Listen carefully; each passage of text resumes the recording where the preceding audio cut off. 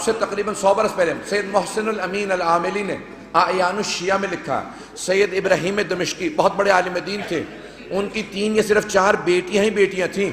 68 برس کے تھے، 70 سے 2 کم۔ ان کی بڑی بیٹی نے کہا کہ بابا میں نے رات خواب میں دیکھا ہے بی بی سکینہ آئی ہے، کہتی میری قبر میں پانی آ گیا، اپنے بابا سے کہو کہ میری قبر سے پانی نکال دیں۔ تو فوراً سید ابراہیم دمشقی نے کہا کہ بیٹی خبردار اپنی بہنوں کو خواب نہ سنانا، انبیاء کی ائمہ کی قبروں کو کھودنا حرام ہے، ان کے بچوں کی بھی قبروں کو کھودنا حرام ہے، بیٹی اپنی بہنوں کو خواب نہ سنانا، کسی کو خواب نہ سنانا۔ دوسرے دن دوسری بیٹی نے کہا بابا میں نے اس طرح سے خواب دیکھا ہے، ایک چھوٹی سی بچی ہے، وہ میرے خواب میں کہہ رہی تھی اپنے بابا سے کہوں میری قبر میں پانی آ گیا، میری قبر کو تعمیر کی ضرورت ہے۔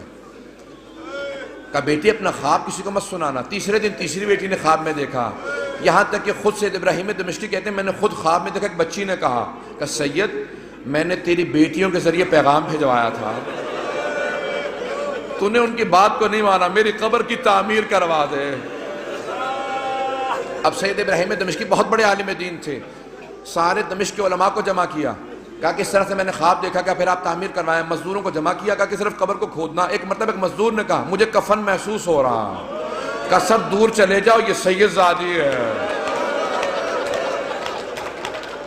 میں جس جملے کو پیش کرنا چاہ رہا ہوں، میں سارے مصائب نہیں پڑھوں گا۔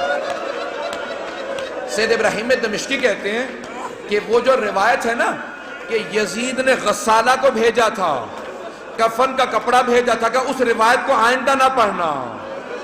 میں کہہ گیا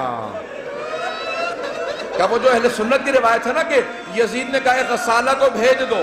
کفن بھیج دو، حسین کی بچی کو غسل دے دے، کفن دے دیں، کہ اس روایت کو نہ پڑھنا، کہ میں نے کرتے میں لاشا دیکھا ہے، کہ میں نے کرتے میں دیکھا، کہ کانوں میں زخم تھے، کہ ہاتھوں میں نشان تھے رسیوں کے،